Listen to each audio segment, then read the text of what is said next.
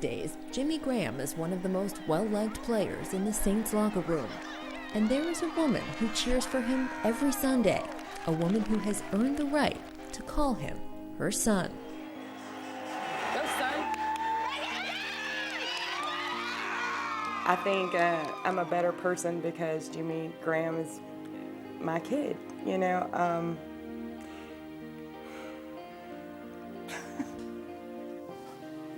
I consider myself the kid with the 1% chance to make it. I'm not the kid that everyone wants to adopt. I'm that 14-year-old troubled kid who everyone stays away from because they think that he has no hope. She reached down and you know, made my 1% 100, I guess. There's other kids out there, and they're crying themselves to sleep tonight. And as they lie in their beds tonight, what do you want them to know? They might think that they're trapped, but, you know, I'm a testament that, you know, no matter what happens, if you're willing to fight, then you can be successful. If you're willing to fight, then you can change your destiny.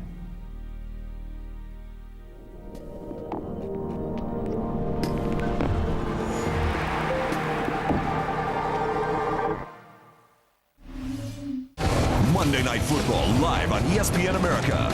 In Week 13, the Monday Night Lights shine on Jacksonville as the Chargers come to town. Can Maurice Jones-Drew inspire his Jaguars and cut the power on the Bolts' stuttering season? Or will Phillip Rivers light up Evergreen Field and lead the men from San Diego to victory? It all starts tonight at 0100 CET.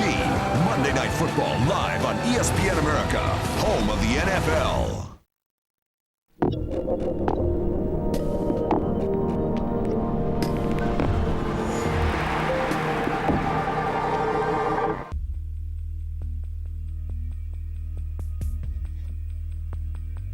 I went to the field house and seen that the door had been broken into. The field house door had been basically destroyed. On a Monday morning on September 26th, the Frederick Douglass football team arrived at their Detroit high school to a startling sight. Everything in the locker room was gone. The helmets, shoulder pads, and some jerseys were gone.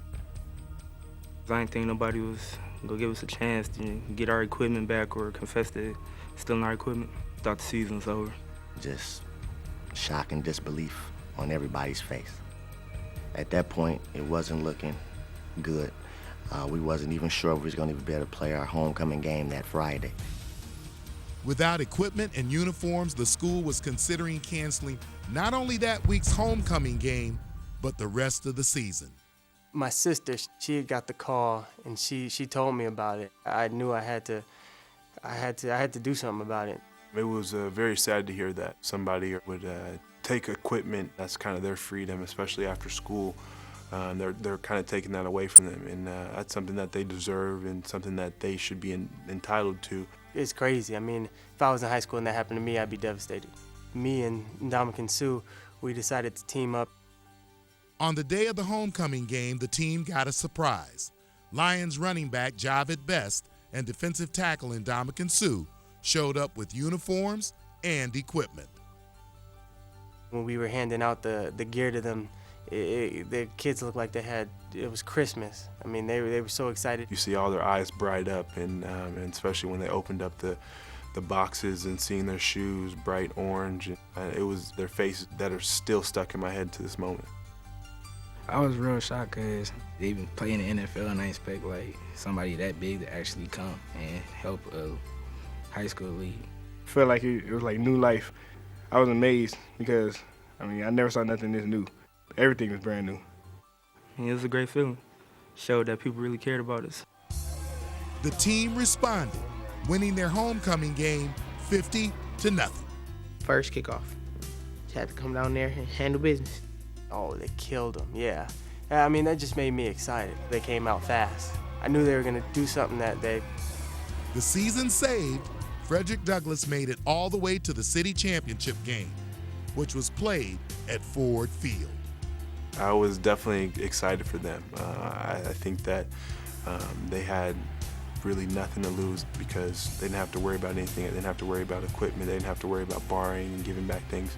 And now they have some new flashy gear that they could wear.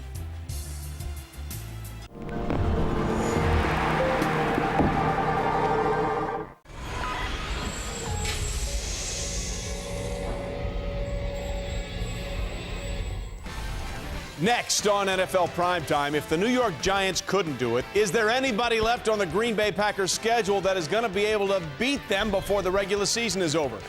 Did the Arizona Cardinals beat the Dallas Cowboys Sunday, or did the Dallas Cowboys beat the Dallas Cowboys on Sunday? And stop. Tebow time once again, magic in the fourth quarter. Timmy and the Broncos in first place. It's all ahead on NFL Primetime.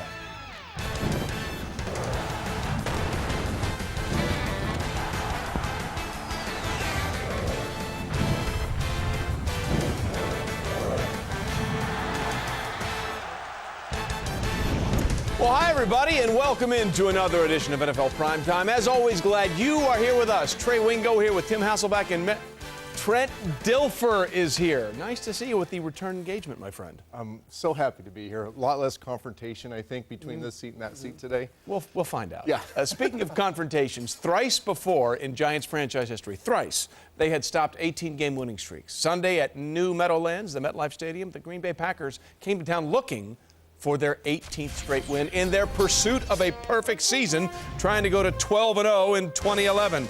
Aaron Rodgers wears funny hats. Eli Manning chose a helmet. First quarter, third play from scrimmage. It's the helmet with the right call. Looks left and goes right to Travis Beckham. That's a great throw and a great meander through the defense, Trent. Yeah, a little serpentine to get in the end zone. I love Eli Manning's accuracy on the dime down the seam. Big-time arm makes it happen. 67-yard touchdown. Eli's fired up. They're up 10-7, and then Eli, a little play fake, nothing there. Let's go to the flat for Ahmad Bradshaw. Except Clay Matthews is there. Gobble, gobble, another interception. This one a pick six. Tim, what happened? You look at Eli coming off the play action fake. He wants to push the ball down the field. Doesn't like what he sees, so now he knows he's going to come out to Ahmad Bradshaw, but because of the pressure, doesn't get enough on the throw. Clay Matthews is there to pick it off.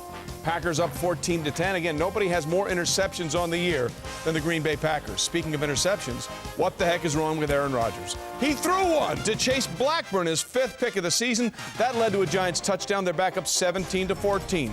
We go to the third quarter. Packers up 21-17, and Rodgers for Greg Jennings. And, did he make the catch? It was ruled a touchdown. Trent, what do you think? I think it's a catch, although I'm as confused as everybody else at home on what actually is a catch in the end zone these days. I'm more impressed with the fadeaway jump shot Aaron Rodgers locates that ball with. Of course you are. Yep. And Greg Jennings says, I caught it. Packers up 28-17. By the way, we're all confused about what is and isn't a catch in the touchdown. As for Akeem Nicks, he got some things going. Next Giants drive, Manning looking deep for Nicks, and that's a great throw and a great play on the ball for a 51-yard gain. Later on the drive, it is second and goal, and well, let's go to the guy who got us down close, and that would be Nicks again, a 4-yard touchdown, Tim. You can't throw it any better than this. A goal line fade, throw it to the back pylon. The throw was so good, Nicks is able to bring it in with one hand. Woodson liked it as well. Yeah, that's respect right there. So Giants down 28-24. They've added a field goal. It's 28-27. Manning looking for the end zone. Great play by Charlie Pepra to knock it away. All right, so now it's a settle for a field goal, 28-27. All right, later in the fourth quarter, Rodgers, are you kidding me with this catch?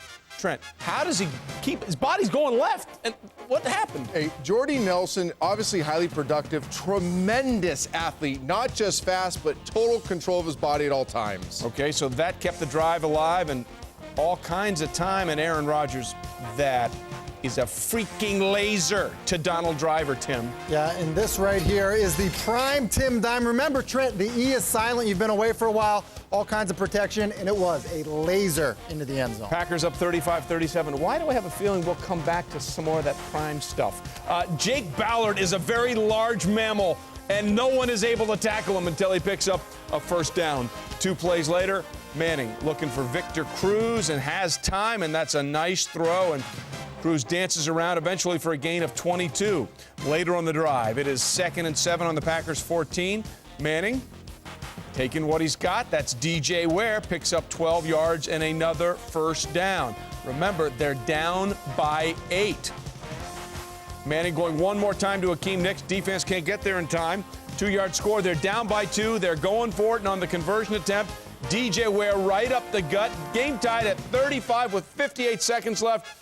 Plenty of time for Eli to celebrate and plenty of time for Aaron Rodgers. Did he even look like he was sweating on this final drive, Trent? No flinch in Aaron Rodgers. These are moments he was born for. Yeah, look at that throw to Jermichael Finley as the linebacker tried to undercut it, picks up 24. If that throw was good, this one was absolutely ridiculous. Pressure in his face, and it's just perfect to Jordy Nelson. Trent? Did you say perfect? I did. Don't forget where PrimeTime dime started for. Look at all that hair right there. Man in his face, perfect throw. There is no defense for a perfect throw. Except bad hands. Gain of 27, and then Rodgers to Jennings for a gain of 18. And just like that, it was cool as cucumber. We're going to call a timeout with 3 seconds left, and Mason Crosby, you betcha. Only the 9th team in NFL history to start a season 12-0. Packers win it 38-35. This was not an easy game for Green Bay. They struggled a little bit. They were behind twice in the first half, which hadn't happened in a while.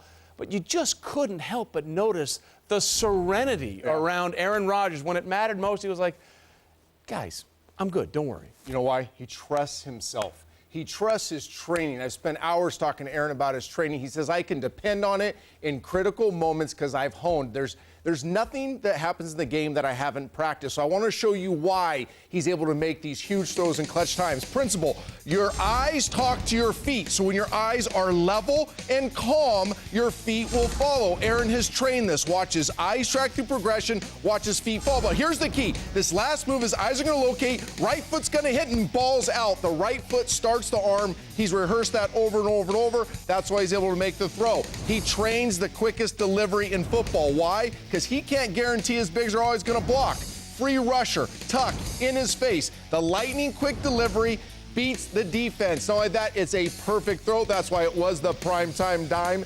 Aaron Rodgers is at his best in critical moments because he has trained every aspect of his game and he can trust it all the time. You know, he put up ridiculous numbers, but statistically you could make the case this was one of his worst games of the year. And all he did... Good luck making that case. Exactly. Throw for well over 300 yards and led them right down the field when he needed them to. Okay, so look, Aaron Rodgers continues his superlatives. By the way, that's 12 straight games with at least 2 touchdown passes. The record to start a season is 13 by Peyton Manning in 2004. But it was younger brother Eli that really stepped up his game. And yes, the Giants lost him. They've got to feel pretty good about their quarterback. They've got to feel great about their quarterback because he has complete command of what they're doing offensively. He does an excellent job communicating it out to everyone in that offense. And everyone wonders why he has so much success in 2-minute drive scenarios. It's because of that understanding. It's because he's able to play above the X's and O's and get everybody on the same page. Look at Eli Manning here working with Jake Ballard. Something they had talked about being an adjustment. Jake Ballard was going to bluff the block and then slip out into the flat. It's an easy throw to the flat that turns into a 15-yard gain, and it's because the quarterback is communicating it to his tight end, so they're able to make a play in a crucial moment of the game. Now, because the Packers play a lot of cover 2, they were flowing to the 3-receiver side. He wants to work the check M route to Ahmad Bradshaw, but he's helping David Deal, their left tackle, who's playing there. Now, they want to complete that. He communicates to David Deal, you're not going to have the chip. We're going to let DJ Ware get out in the route because we're expecting that cover 2 coverage that's going to rotate over to the 3-receiver side. Well, look at what happens. Because he's able to communicate it, because they're able to get it run without repping it that week in practice, it gets them down inside the 5. They end up throwing a touchdown pass. Eli Manning, again, playing above what you're normally asked to do at the quarterback position, and that's why they're good in that scenario. Listen, it wasn't the win they were going for. The Giants have lost 4 straight games, but all is not lost because of what happened with Dallas and Arizona. We'll get back to that a little bit later. Meanwhile, the Packers go for lucky 13 at home next week against the Raiders, who seemed less than inspired against the Miami Dolphins on Sunday. Lots more coming here on NFL Primetime when we continue. Drew Brees on a national stage normally puts up big numbers. So did the Lions, but those numbers were penalties. As for Chicago, the injuries continue to mount. No Jay Cutler, and now how long will they be without Matt Forte as a big, big loss at home to Kansas City? And Tim Tebow does the one thing every quarterback has to do, avoids the big mistake. We'll tell you what happened. ESPN America, bringing you the best NHL action all season long. On Friday night, it's all about the Western Conference. Can Duchesne inspire victory north of the border, or will Edmonton's young guns have too many weapons? Avalanche and Oilers, Friday at 03:30 CET, live on ESPN America.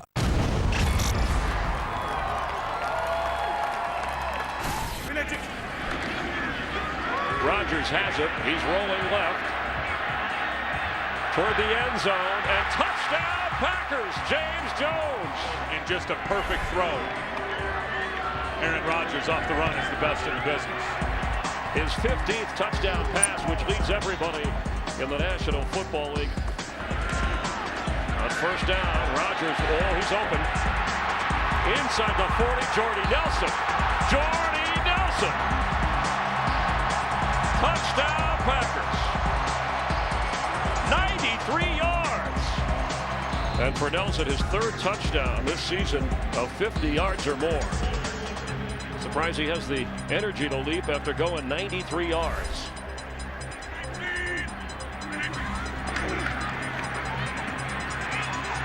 Rodgers, touchdown. Donald Driver. Aaron Rodgers already has over 230 yards passing and 3 touchdowns. We haven't got through the first half. He's not good, Chris. He's great.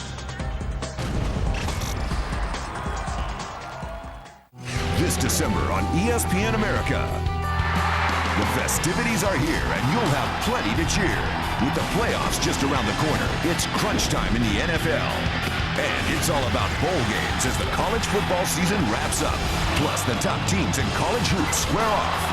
And the NHL's best skate into action as the regular season continues. The brightest stars, the biggest games, all this month live on ESPN America. Thursday Night Football live on ESPN America. All right. In the AFC North, the Steelers are firing on all cylinders and have their sights set on the playoffs.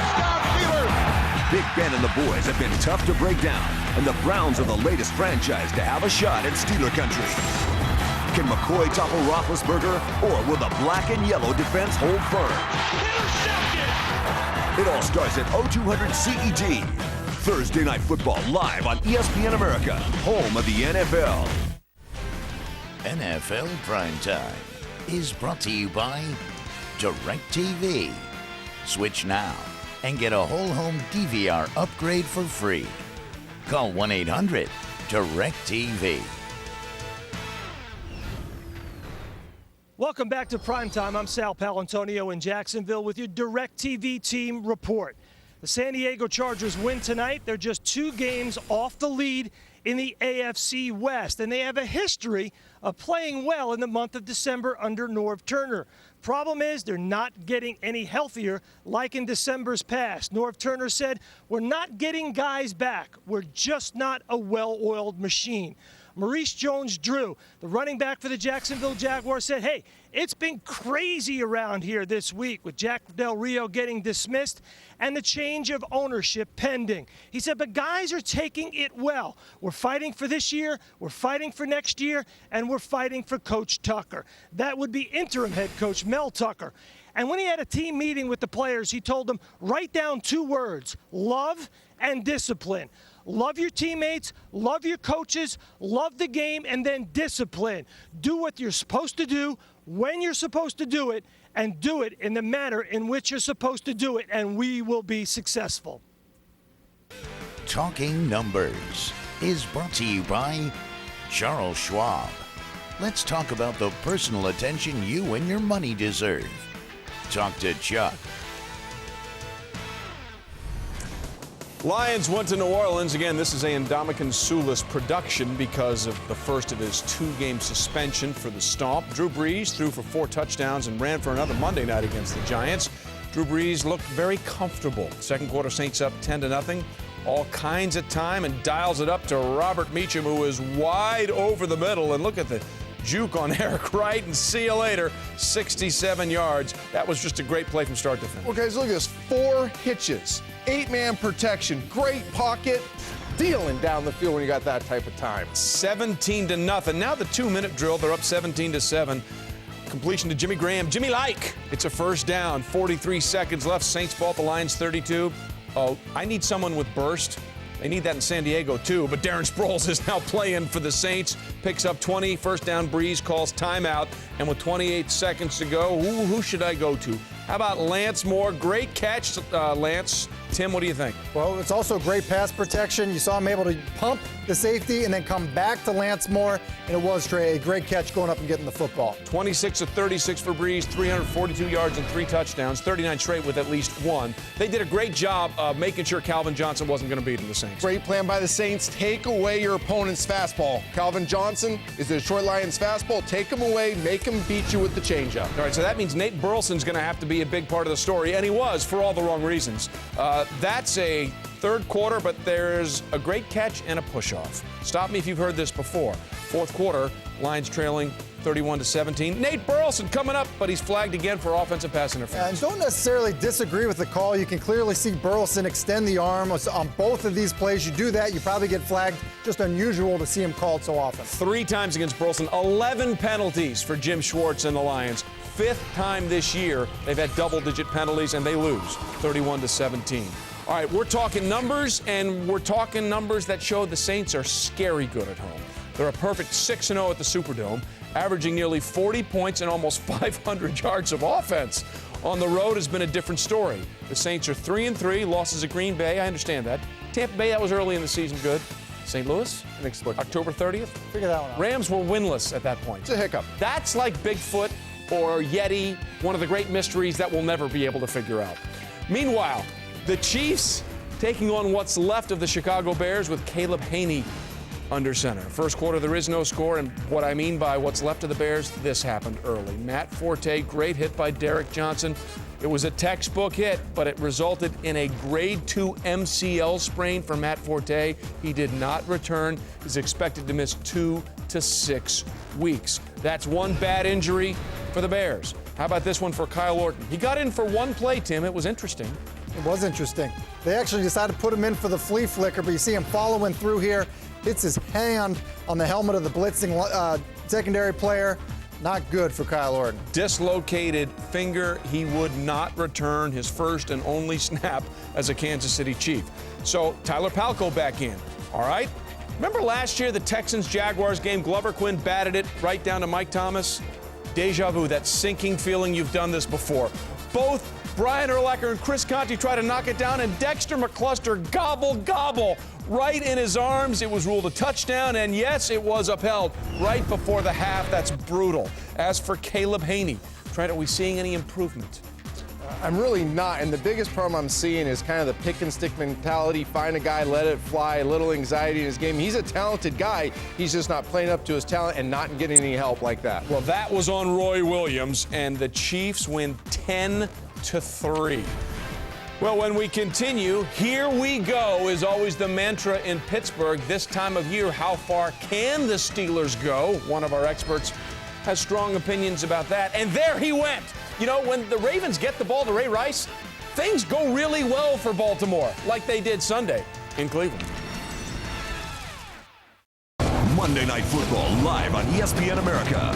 In Week 13, the Monday Night Lights shine on Jacksonville as the Chargers come to town. Can Maurice Jones-Drew inspire his Jaguars and cut the power on the Bolt-stuttering season?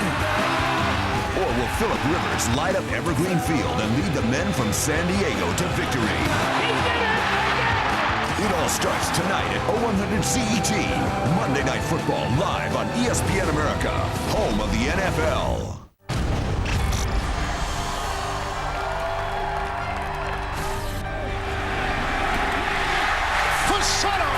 Touchdown! Denver gets their first third down conversion, and this is Matthew Willis on the fly and takes it down to the 10. That was a quick move by Kevin Burnett by Tim Tebow. Scrambling for 14. He's down to the 4. And that is a touchdown reception.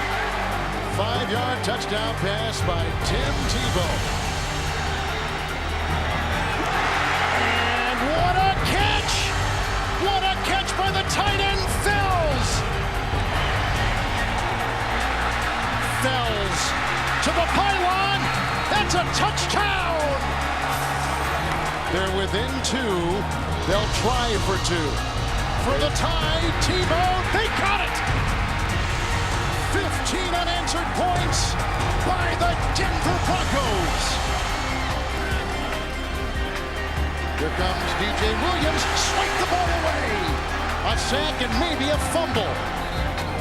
Oh, they got the ball. It's Denver's ball on Miami's first turnover today. Already in field goal range. 52 yards. He got it! Denver and Tebow have won! My love for the game, the love for football. I love every second. I just love playing the game. You are the show. Just love the challenge. I love the atmosphere. The vibe is in the air. The little butterflies in your stomach. Goosebumps. Fans are going crazy. It's the best. Leaping catch. Touchdown. Ridiculous. Anytime I touch the ball, You better be ready for all modern day gladiators. No, the best man will win. making your way towards your goal. Holding that Lombardi trophy. And be one of the greats. Couldn't get no better than that.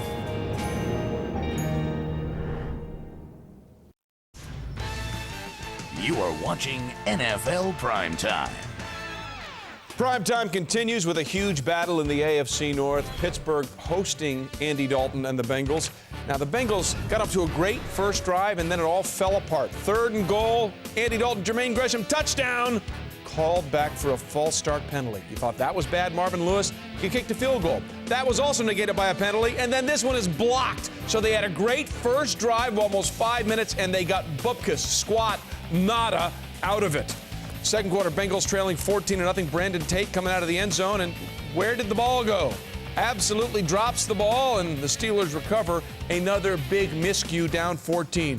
As for Ben Roethlisberger, well, this is the time of year where Ben and the Steelers normally get it cranked up, and how about the reverse and a seal of approval, Trent? Well, Trey, we finally got the right factor back, the quarterback in on the seal of approval. Ben Roethlisberger laying down the cut block, springing Brown loose. This is an alley. That's a seal. That's a crevice. That's the way the run game's supposed to go, Merrill Hodge. Somewhere Merrill's head just exploded.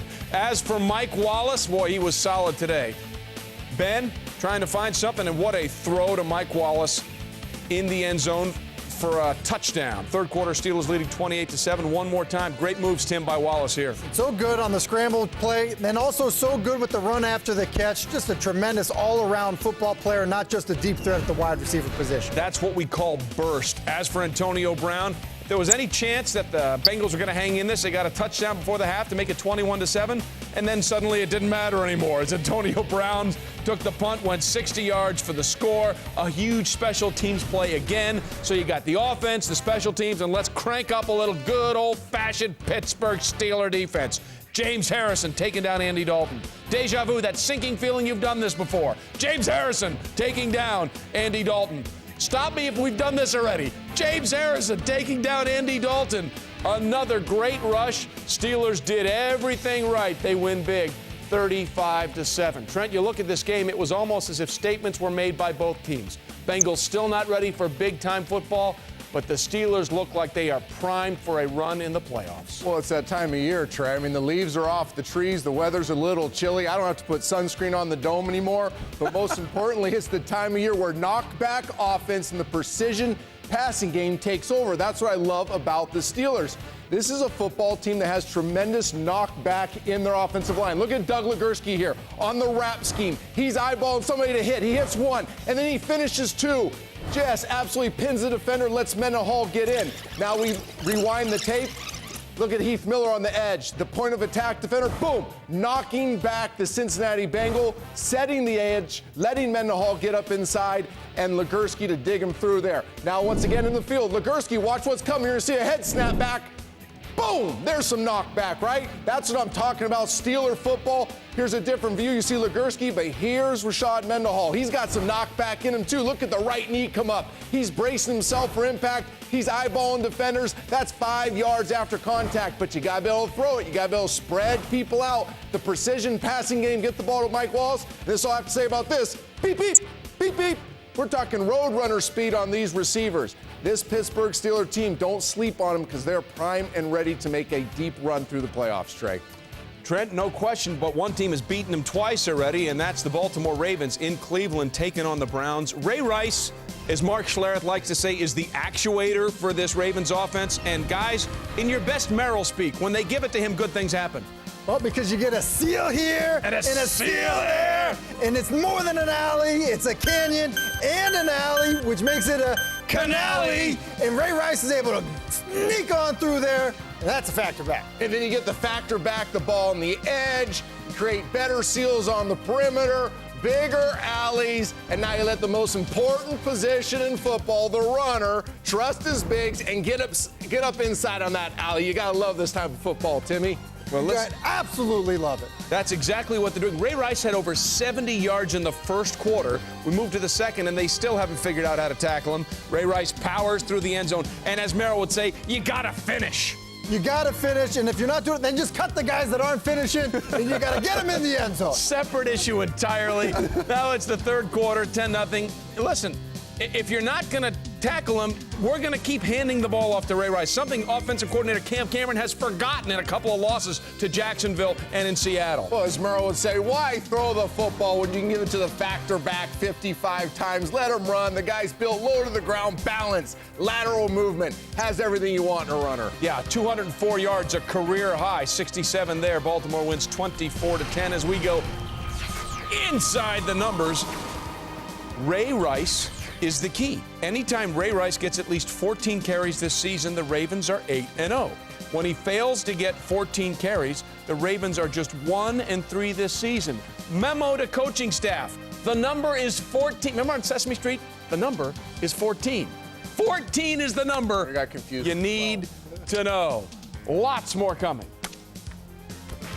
On this edition of NFL Primetime, Tim Tebow continues to shine and continues to not do the mistakes that Christian Ponder made in Minnesota.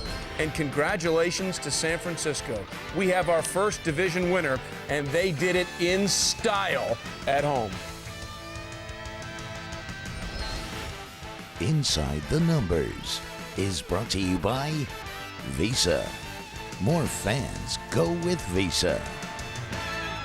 The NHL is on ESPN America. Catch all the action, all the goals, and all the big games, including the playoffs and the Stanley Cup Finals. Looking for NHL action? The puck stops here. Hockey's best go head-to-head all season long, live on ESPN America.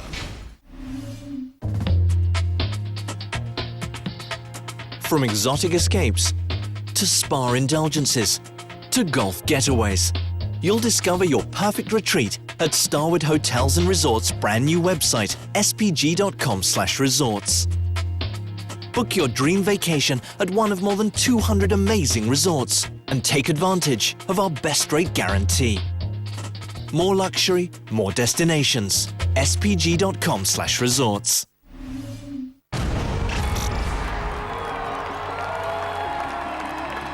Here's McCoy. Jason Peters in front of him. Green grass in front of him. LaShawn McCoy, touchdown! Blazing speed. Nick Roach thought he had him in the backfield. No chance. The explosiveness of LaShawn McCoy. You'll see it right there. Chicago second and goal. Cutler. End zone. Earl Bennett. Touchdown. Chicago Bears take the lead. He knew exactly where to go with the football, and he throws a perfect rope. Big fourth down, game on the line right here for Michael Vick. Ackler to the bottom, Avant Jackson to the top. Here is Vick on fourth down. A throw is caught by Macklin, who stumbles and can't get to the line. They turn it over on downs. DJ Moore taps him down, short of the first down. The Bears take over, and they'll get the victory.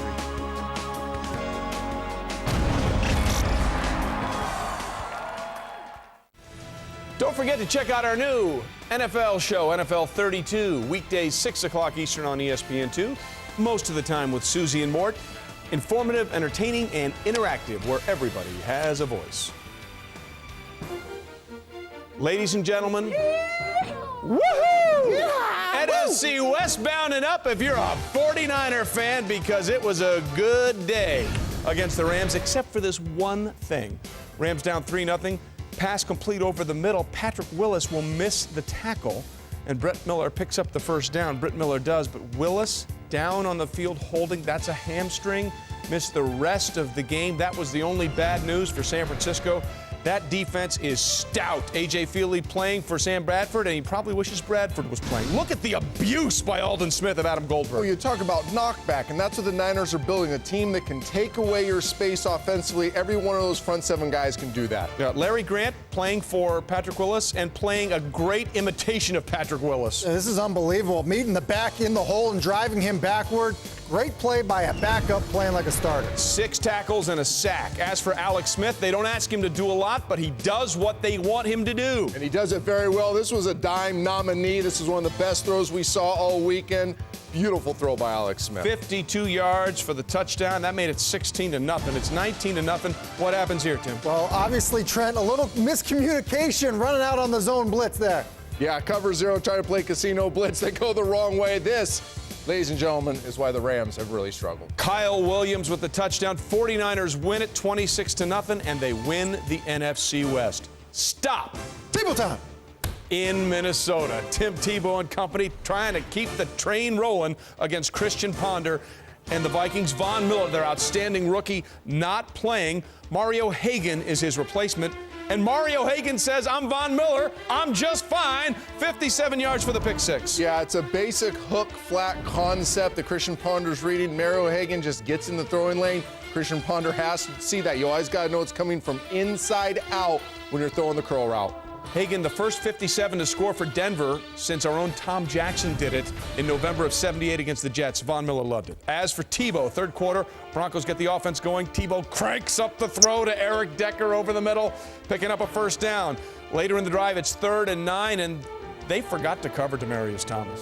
They just completely blow the coverage, and Tim Tebow, presence of mind to see the field and able to hit him. All right, talk about presence of mind. Again, the offensive line has done a great job for the Broncos during this stretch, and Tebow wily there and once more finds Demaryius Thomas, who takes it 41 yards for another touchdown. Great job by Tebow here. That's athletic confidence. You're so confident in your athleticism. Tim and I would know nothing about this, that you can extend the play forever. You're not worried about getting tackled. Guy's going to work for you. You're going to create off-rhythm plays. No, I agree with you. I thirded on that. As for Percy Harvin, he was doing his part. Ponder to Harvin, and this is a great run by Harvin. Look at the burst. Yeah, huge burst. Look at him in the open field, and look at the way he's separating from defenders, making his way to the end zone. That put the Vikings up by 8. 4 minutes, under 10 minutes to go in the fourth quarter.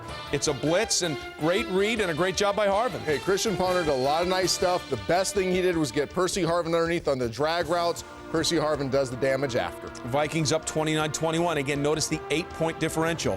Was the Vikings defense bad or just confused every time they threw to Demaryius Thomas? Probably a combination of both, because Thomas found himself wide open more than a handful of times. And if that's going to happen, they're going to get the running game going as Willis McGahee moves to the pylon and gets in for the score, 24 yards. So now it's a 2-point conversion. What's coming? How did everybody but the Minnesota defense not know it was going to Tim Tebow? I think they knew. I think it's a very difficult play to defend when you have a big quarterback like that. We talk about Tim Tebow not making the mistakes. Well, here's a great job by Christian Ponder to Stephen Burton for a gain of 17. Later in the drive, it's 3rd and 11. And Ponder really, except for a couple of things, played very well here. That one is incomplete, but they kick a field goal. 32-29, but they left too much time, and it's Tebow time, ladies and gentlemen, under 3 minutes ago. Did I mention Demaryius Thomas wide open again? Where's the safety help? Was there not safety help? This was a theme throughout this game. Cover 2 rail shots. The Broncos did a nice job getting down the rail, and give Tebow credit. He delivered the football. Even on this blitz pickup, throws the fade route perfectly. It's not spinning real well, but it's located beautifully. Tim Tebow threw the ball accurately. Only rushed it 4 times in this game. All right, so that leads to a field goal to tie it at 32. The big mistake. Here it is from Christian Ponder. Yeah, and you just can't do this when you're Christian Ponder. Tie football game in your own end. You want to get down the field and score, but you can't cost your football team by not seeing the corner, falling off the flat route into the corner, and Goodman's right there to pick the football off and give the Broncos new life. Broncos now in field goal range. Matt Prater, no problems there, and they run down the clock to perfection. 35-32, 5 straight wins for the Denver Broncos and Tim Tebow, which leads us to our Sony hot button discussion. This is an insane run that the Denver Broncos are in. They're now in first place in the AFC West because of what happened to the Raiders, which we'll get to in a second. But this was the most complete game we saw out of Tim Tebow. Again, only 4 rushing attempts, the fewest in any of his 10 career starts, and he was much better throwing the football. You look for certain traits as a passer. And Tim and I grew up learning how to pass the football. There's just certain things that are principles in the passing game. We haven't seen a lot of them from Tim Tebow. But yesterday, I saw one major principle that I mentioned earlier with Aaron Rodgers start to unfold with Tim Tebow. Remember, your eyes speak to your feet. Forever, Tim Tebow couldn't see it. Now his eyes are seeing it. He pins the safety in cover 2. His feet get outside, the back foot starts the arm. Now everything's quicker, it's more efficient, it's more accurate. He's made huge strides. Once again, his eyes see it, so his feet settle. That's good footwork. Allows his arm to start, allows him to get down the boundary on the rail shot. When you're talking about Tim Tebow and his quarterback progression, you need to start seeing these passer traits start to move forward. Tim, I thought we saw that with Tim Tebow yesterday. Yeah, you saw improvement in the passing game, and I think part of what has to happen with that football team and with Tim Tebow, there just has to be a patience with him about this. And so patience from a play calling standpoint when, you're only running, you're calling 15 passes a game, 20 passes a game. So if you do that, you need to be patient. And you also, when you go into these games, you don't always know how it's going to unfold because you don't know how you're going to be defended for the Broncos offense. Are they going to play the read option? Are they going to say, yeah, we're going to keep you in the pocket? You don't always know, so you need to be able to adjust on the fly. The Broncos did a nice job of that with Tebow against the Vikings. Well, this entire coaching staff has done a great job adjusting on the fly. Let's take everything we planned out, starting of OTAs and mini camps when that all came out the lockout, just throw it all away and start it again on a fly. Hard to do. And that's what this coaching staff has done. Excellent job. That's why it's our Sony Hot Button topic. And don't forget, log on to ESPN.com, search NFL Hot Button. Also check out NFL.com. Now, we mentioned that the reason they're in first place is because the Raiders had some issues, Carson Palmer and company. You thought this was the year the Raiders would embrace the challenge and turn it all around. Years past, you'd say, well, this was a game the Raiders would find a way to lose. Guess what? That's exactly what they did against Miami. Carson Palmer struggled. And they lost it up front. I mean, everybody can point to Carson, but this was a jailbreak up front. Carson had no chance in this game. I thought this offensive line was better than it performed in Miami. Well, give Miami a lot of credit. They've been a tough out. Yeah, they lost to the Cowboys on Thanksgiving Day, but they've won 4 of their last 5 games, most notably, Tim, because of this defense. Yeah, and they're playing hard, and it's tough to do that when everyone's talking about your coach losing your job, but Miami came ready to play. How about the job Mike Nolan's done with this defense? Unbelievable. Deserves a lot of credit, the defense coordinator. Listen, Palmer was 20 of 41. Richard Seymour got ejected in this game for throwing a punch. Dolphins win it 34-14. 3 straight home game wins. When we continue, the Cowboys in Arizona. Historically, that's been a bad match, and Sunday was no different. But why did they lose this game? And everybody, look. Chris Johnson is running like Chris Johnson, and just in time because Tennessee has life in the AFC playoff picture. That's ahead on NFL PrimeTime. Hot Button is brought to you by Sony, who invites you to get into the conversation. Log on to ESPN.com, search NFL Hot Button. I'm Don Bell. Coming up tonight on SportsCenter, Aaron Rodgers and the Packers look to stay perfect against the Giants. Meanwhile, Tim Tebow and the Broncos go for their 5th straight win and a spot atop the AFC West. LSU and Alabama will meet in the BCS title game. Kirk Herbstreit tells us if the computers got it right. Plus, the first big-name free agent in baseball is on the move. Details on Jose Reyes and much more tonight on SportsCenter.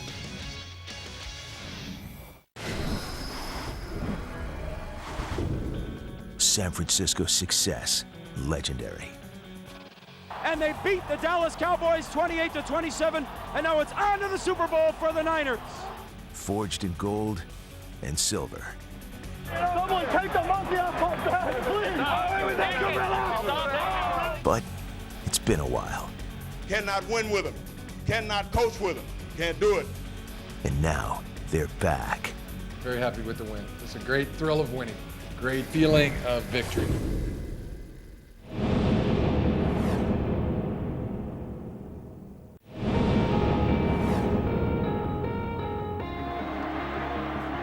Matt Forte out at the 30. Makes another move at the 15 to the 10. Touchdown! For Roddy White. Touchdown Atlanta! They the former Falcon, Chris Houston. Draw to Murray, 25 and 30 to the 20. 10, touchdown.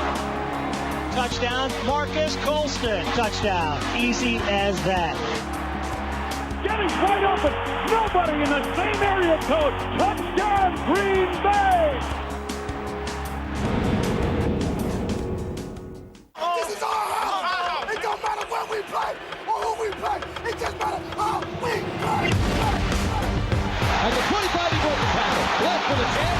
TD. And he makes a one-handed catch for a touchdown. He's going to air one out down the middle, and he's caught.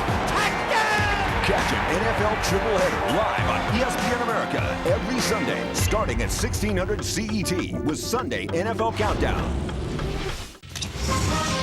I'm thinking The bikini! just stop talking. What are these players thinking? But you know what we do have?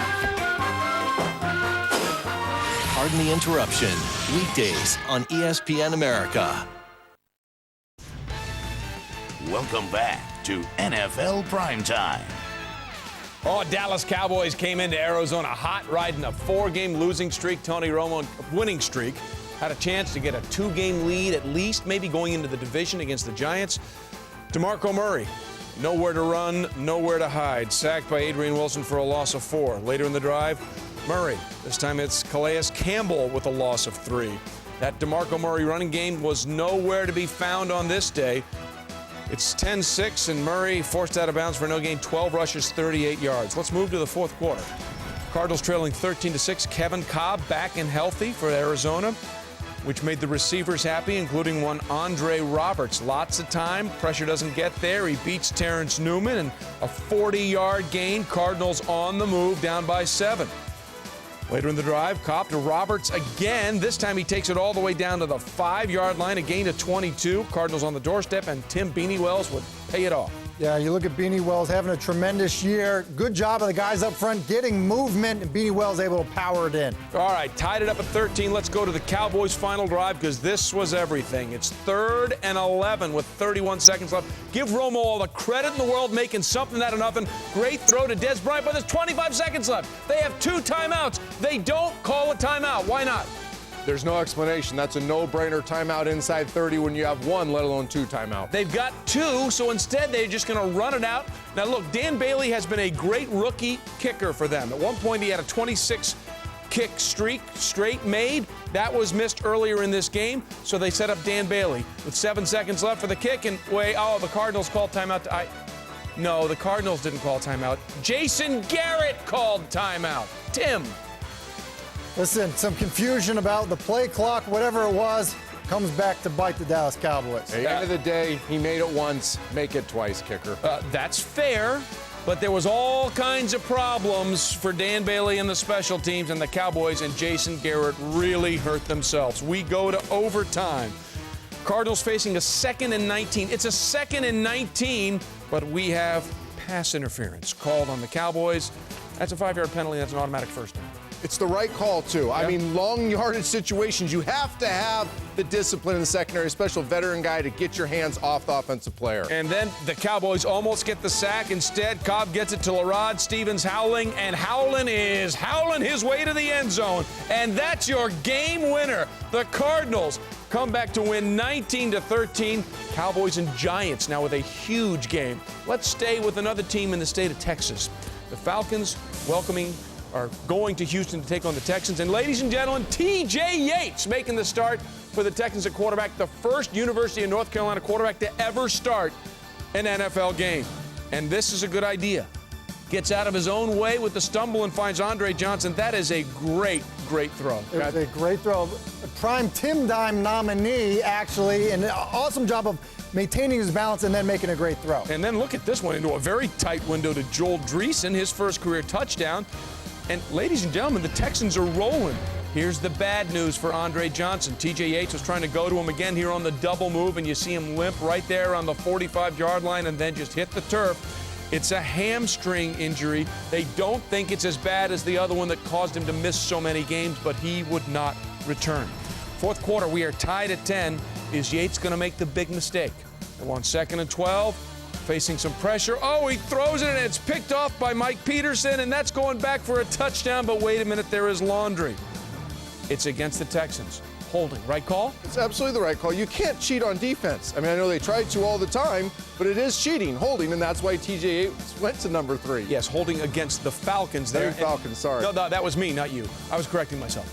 Then there's Arian Foster. He can do that. Goes in for the score. Texans up 17-10. It's 4th and 1, 2:35 left. This is basically the game. They don't get the playoffs, so the completion is nullified.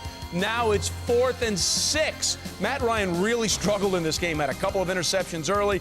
Here he faces a little pressure. They can't get it, so they turn it over on downs. But the Texans could not go anywhere, so they get one last shot. After a Texans punt, 8 ticks left in the game. Ryan dialing this one deep for Roddy White in the corner of the end zone, but can't get there. Great job by the defense, so there's 1 second left. There's 1 tick left on the clock for one last play, and Julio Jones got to make the catch, right? As a quarterback, you just want to give your guy a chance to make a play on the football. Matt Ryan does that. Julio Jones doesn't complete it, though. Texans win it 17-10. Tim, your take on TJ Yates. Trey, TJ Yates was phenomenal in his first start, and the Houston Texans should be really encouraged about what they saw from their young quarterback. He did an excellent job anticipating throws, which is what we see here to Andre Johnson. When we look at this from behind, watch when Yates comes off his play fake. He reads the coverage. You got a 2-deep safety. Look, that means Andre Johnson's going to curl it up. This ball comes out well before Andre Johnson is ever even into his break. Ball's a little throw, but Andre's able to go up and make the play. Now, getting through a progression read. He's going to start off with number 1 to Jacoby Ford working the curl. He gets off it to his number 2 read in the progression, Owen Daniels. A good completion, let him run after the catch. Now in the red zone, a pre-snap read. You're going to have a drop 8 look from the Falcons defense. So what does TJ Yates do? He beats it with the throw, getting it out early. This was a tremendous performance by a young quarterback in his first start. And he's a guy who looks like he has a future as a starting quarterback in the National Football League.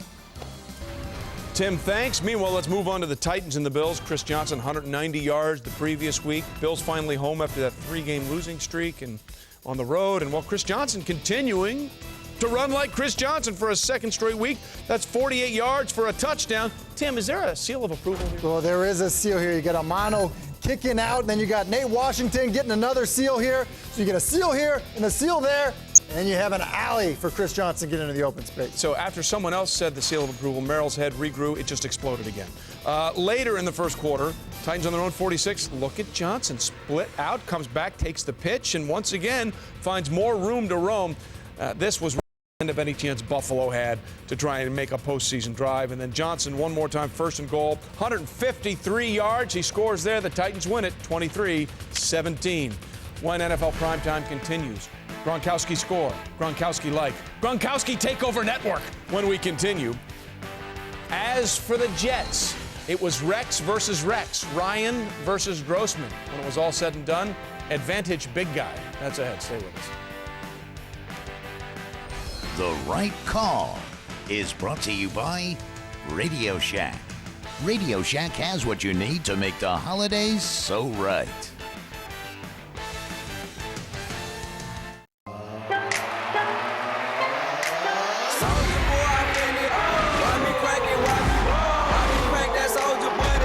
College football lives here. Army versus Navy. Coverage starts Saturday at 20:30 CET. Heisman Trophy at 0200. Live on ESPN America.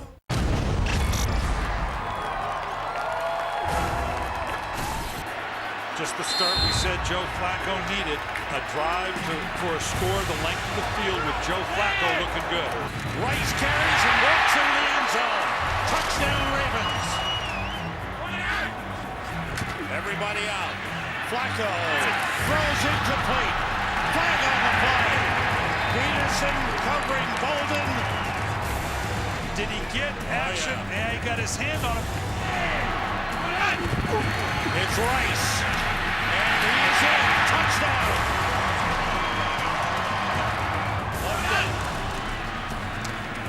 Ray Rice. He's in. Touchdown. And the Ravens lead. Come all the way back. Yeah, just getting to the outside. Ray Spins outside, then cuts it back inside. Great block by Vontae Leach. Blitz coming. He goes deep. Caught by Torrey Smith. Just an easy fade route to Torrey Smith. He's got that explosive speed. Gutty call by Cam Cameron. Morgan Cox is the long snapper. The holder is Sam Cook. The kick is good, and the Ravens win.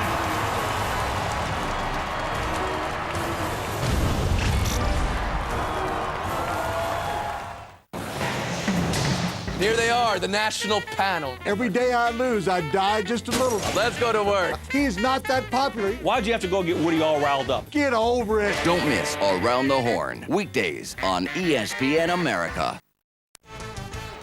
This week on Monday Night Countdown, we'll take you onto the field for the best of Phillip Rivers soundtracks. Dadgummit! Golly! The playoff picture is coming into focus. Who poses the biggest threat to the Packers? Plus, get your Skittles ready for the latest edition of Come On, Man! Monday Night Countdown takes you right up to kickoff of Chargers at Jaguars, 7 Eastern on ESPN.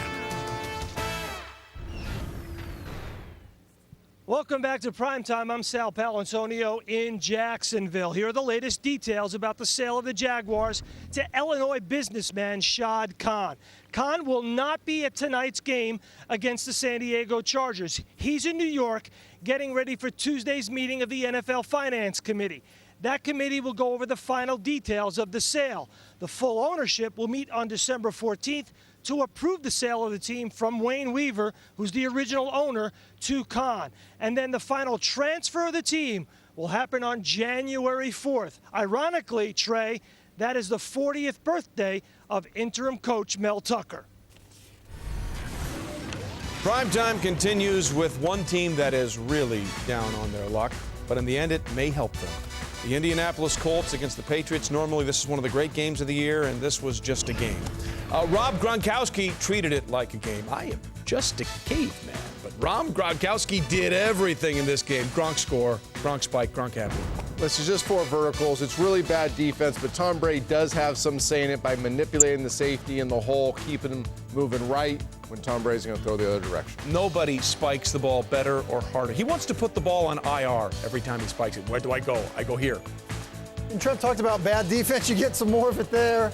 And you also get Tom Brady holding the safety, and there's Gronk, score again. Gronk happy. His 13th receiving touchdown ties NFL record for tight ends. Patriots up 24-3. Is that a run? Can I say Gronk score? Sure. Gronk score. Gronk happy. Gronk run, ball in. Me like, me football, me good. Fourth quarter. I give Dan Orlovsky a little bit of credit. They were down 31-3, and he kept firing to Pierre Carzone for a 12-yard score. UConn product. Onside kick. Recovered by Deion Branch, and they hang on to win. 31-24, Indy falls to 0-12. As for the Jets in Washington, Rex Ryan taking on Rex Grossman. So we're looking at a little Rex on Rex situation. Third quarter, tied at 13. It's 3rd and 1. Grossman under pressure, and Bart Scott, very nice play. The Redskins fail to convert on 3rd down. Fourth quarter, still tied at 13. It's 3rd and 5. Grossman trying to get away. I gotta get away. I gotta get away. But he's sacked by Aaron Maben. Fumbles. Jets recover. It was not a good day. As for, it just continues. It didn't work. It wasn't good. That's not good. Best way to sum it up. Not good. Thank you very much. Mark Sanchez had an uneven day. Perhaps, Tim, to say the best. Well, and this is what we've gotten from Mark Sanchez. He's been up and down. We see him miss throws. At the same time, you end up seeing him make good plays. But this is what drives Jets fans crazy, is just the inconsistency from the quarterback position. And that one, he was really locked on there, and Angelo Hall almost got that one. That was bad Mark. Here's good Mark. And if it's going to be good Mark, it's good to happen in the fourth quarter. Yeah, I love it when he gets through his progressions. The biggest thing with Mark is he needs to learn to get to 2 and 3 and be accurate doing it. When he does this, when he gets athletic and creates, he really is a good player. That right there was his best play of the game. A couple of plays later, Sanchez. That's a great throw, right? Some would say that was his best play of the game. Santonio Holmes for the touchdown.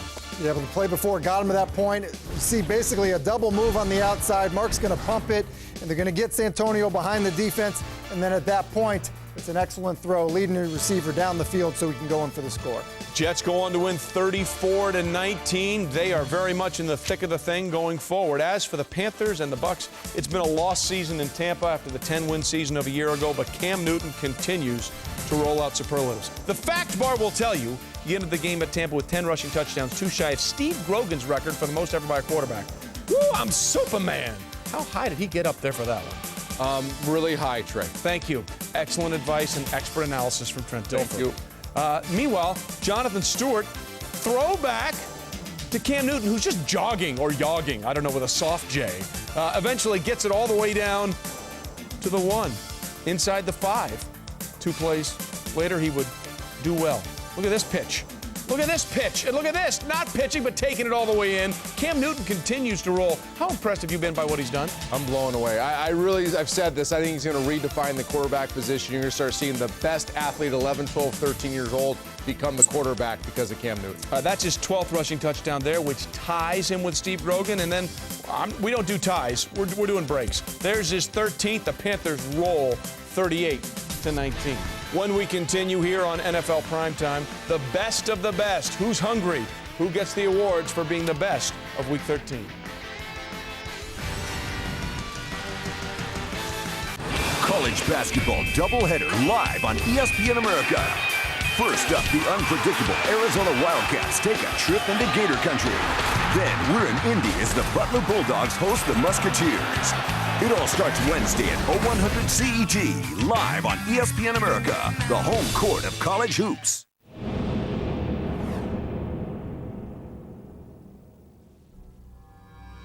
Great players take over football games. And I remember. Number 21, we get it. You're good. He's stiff arm. He's great. And there he goes. My career in San Diego, it's over. A new birth is being born. It just, that hunger was burning inside me. Wanting to be the best. Tomlinson has a lane. He's at the 15, 10, 5, touchdown! LaDainian Tomlinson!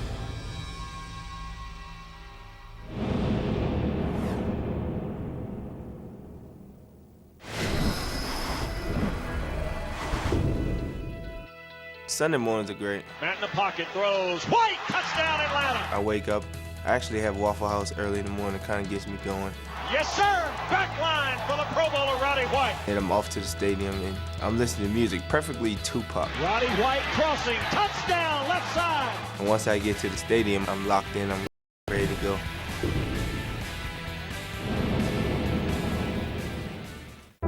Winter 1891. A doctor and a peach basket changed the world of sport forever. And while some of the rules may have remained, the game has certainly changed.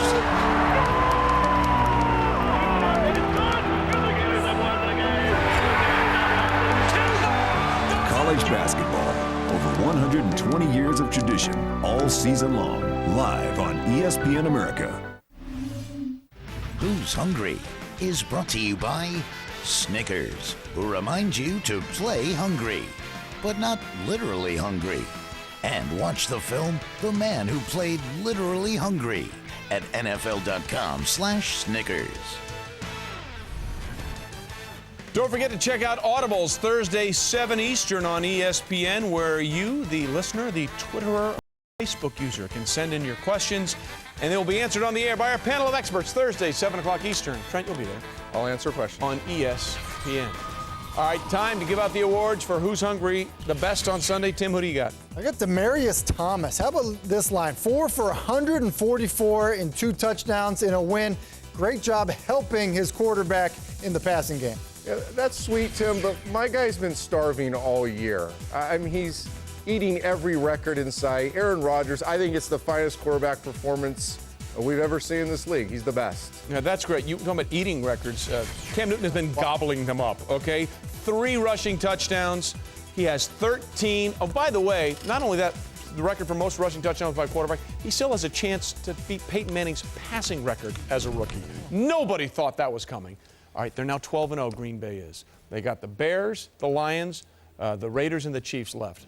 They've won the division. Do they run the table? Are they going to do it? I think they do, and I think they embrace it. You know, this is a team that's had a no-flinch attitude. starting last year when they had the injuries, all the IR issues. Nothing phases them, and I think they're kind of mindset to prove everybody wrong. I think they do as well, and you talk about them embracing it. We've seen other teams in the past approach it different ways and not be successful with it. That's why I think their approach will be different. Well, the Patriots successfully approached it that season in 2007 and 2009. Both the Colts and the Saints had to run at it. They went at it different directions, although they both ended up meeting in the Super Bowl, which is where they wanted to be when it's all said and done. Thanks for watching Primetime. Tim, Trent. Let's get it. One of them is Tim, one of them is Trent. I don't know. LSU secured their spot in the BCS title game with an impressive SEC championship win. He may go home, and he does. Holy cow. Now, the real question, who is number 2? The Oklahoma State Cowboys? An explosive offense, fresh off a Bedlam domination. Smith breaking free again and scoring again. Ready to tame the Tigers. Or the Alabama Crimson Tide. He slows down, he stops, he stutters, he goes around the defense, touchdown! A smothering defense and Heisman caliber running back itching for a rematch. Place kick in the air. LSU wins. The computers are in. The votes have been cast. Find out where each team lands in the BCS standings right now.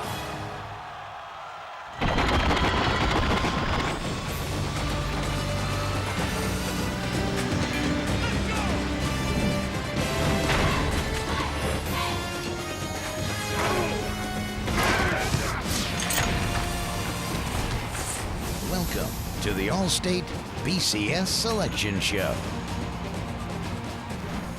The BCS era started in 1998, and rarely have we had so much drama over who will play in the national championship game. Glad to have you with us on the All-State BCS Selection Show. I'm Reese Davis. We'll answer who's number 2 and why.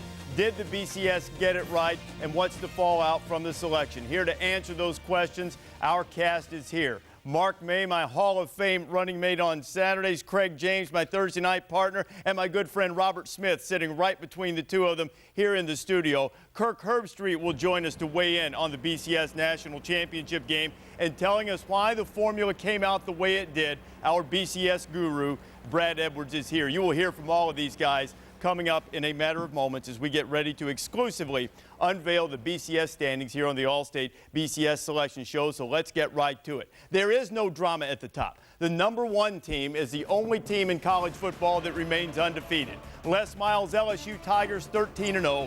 They will play for the national championship January 9th in the Louisiana Superdome.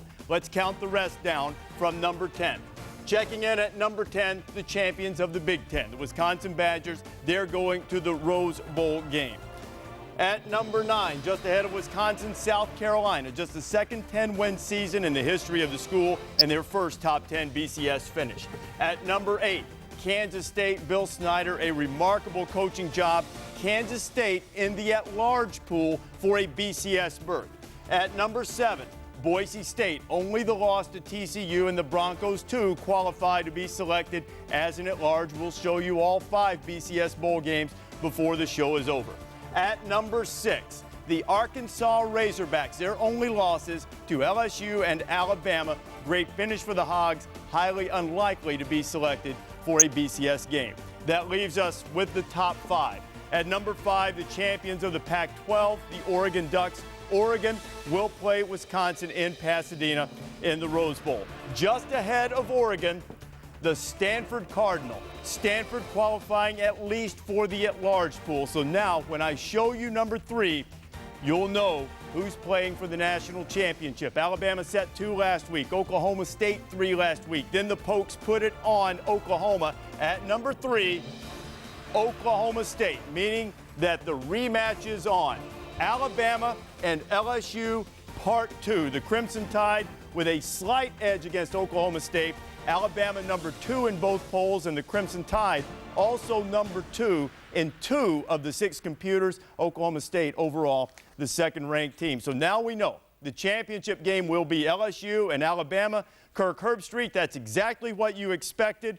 Now that it's official, what's your reaction to LSU and Alabama Part 2?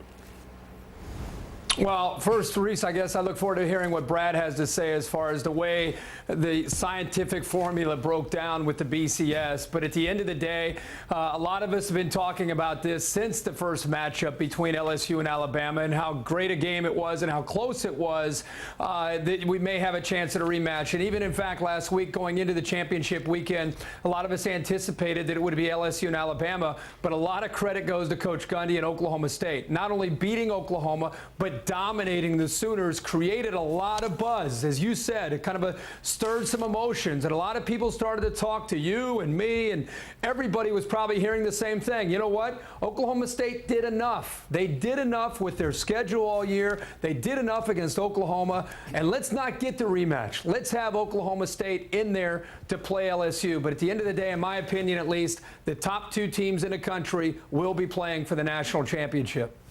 The BCS is set to match number 1 against number 2. In theory, the top 2 teams in the country. Are these two teams the top 2 teams in the country, Mark? Absolutely. Defense wins championships, and these are the 2 best defenses in the entire country. When I look at Oklahoma State, I look at their body of work. I look at their schedule in conference and out of conference, and I do the same thing against Alabama and LSU. When you look at anybody that plays in the SEC, you know you're going to be battle-tested, and the SEC West at one time this season had number 1, number 2, and number 3 in the BCS, so that's the toughest conference by far in the country. Okay, I think I've talked to all of you, and all of you seem to believe that LSU and Alabama are the 2 best teams. How do you differentiate, Robert, between best teams and perhaps most deserving? Oklahoma State would argue we won the Big 12. It's been rated by the computers the number 1 conference. We beat our rival. We have the same record as Alabama. What say you? What's the difference in your mind between best and deserving? Well, I'm going to use a little analogy here. I think it's a little bit like marriages and golf. It's not just how good you are at your best, it's how bad you are at your worst. And when I look at Alabama sitting at number 2, how bad were they at their worst? They lost at home to the number 1 team in the country. But when you look at Oklahoma State, you lose, although it was on the road, to Iowa State. Those losses really just don't compare in my mind. So when you do the evaluation, I think that you have to look at something like that. You know, how high were you and how low were you? And for me, Alabama certainly wasn't as low as Oklahoma State. You threw me off with the golf and the marriage part. You had no idea where I was going with that usually doesn't work together. You know, I think what's happened here is as college football fans, which we are, you walk through the airports, you talk to the fans come up to you. The fans would like to see Oklahoma State face LSU. I understand that, but it's the system that we're in. Oklahoma State is sitting there with a very good football team, an outstanding season. They should have a chance to play for the national championship. But this deal here is about who are the top 2 teams in the country. And when you look at Alabama versus Oklahoma State, Alabama is a complete football team. Their defense is a difference maker. And I think that's why Alabama is playing LSU in a rematch for the national championship. In almost any other year, the body of work of Oklahoma State would have probably gotten them to the national championship game, except this year. This is an exceptional year for the SEC and for Alabama and LSU. And you look at their non-conference opponents, and you look at LSU. They beat West Virginia, co-Big East champ. They beat Oregon, Pac-12 champ. So you look at their outside of their conference, and if you look at Oklahoma State, they don't have a quality outside of the conference win. At least Alabama has Penn State. They traveled up to Happy Valley. They defeated Penn State. I said this earlier, but you know what? This is really, I think, a flashpoint for how we should go off and extend this thing into a playoff. And I know that that's not what everyone wants to talk about right now, but this is a great example of where teams like Oklahoma State and Stanford, they'd love to have a chance to play in the I don't think there's no question about that, but I do think it bears pointing out that when that game was over November 5th between Alabama and LSU, in order for a rematch to become a possibility,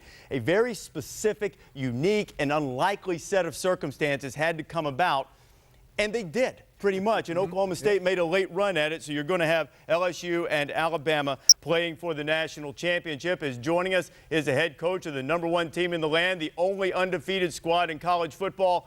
Les Miles joins us. Les, first of all, congratulations for making it to your 2nd national championship game. When you walked off the field in Tuscaloosa on November 5th, someone asked you about the potential for a rematch, and you said you would be honored to play that team again.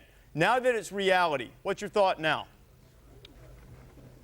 I feel exactly the same way. I want to congratulate the great Alabama team for qualifying for the game. I also want to congratulate Mike Gundy and Oklahoma State. What a magnificent run they've been on, and it's it's sad that they don't have a championship game of the caliber that we have to play in. But again, they're very deserving, and we'll watch them play well. We look forward to playing Alabama. Very quality opponent, certainly somebody we're familiar with.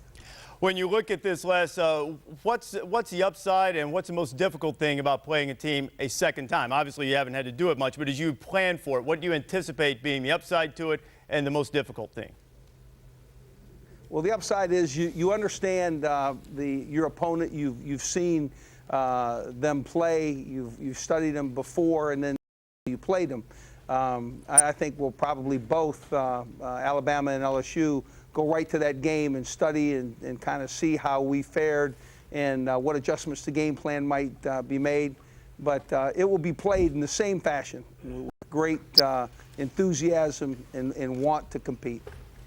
Les, I see a lot of purple and gold behind you. What was the reaction from the guys when they found out they were playing Alabama again? Well, guys, I was just asked what was the reaction of this room when we found out that we were playing Alabama. Why don't you